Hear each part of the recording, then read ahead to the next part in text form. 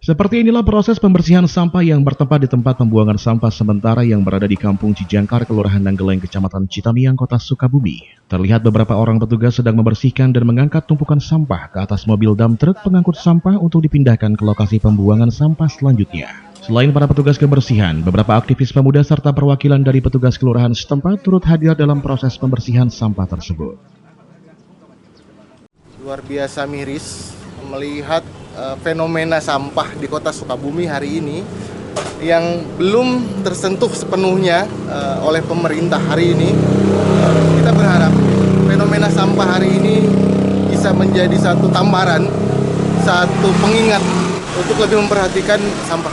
Kami akan terus bergerak melangkah ke depan dengan segala macam daya dan upaya, komunikasi, koordinasi, dan kami harapkan dinas pun membuka ruang seluas-luasnya bagi kami, dan kami dilibatkan ke depan dalam setiap sosialisasi perihal lingkungan terhadap untuknya kepada masyarakat.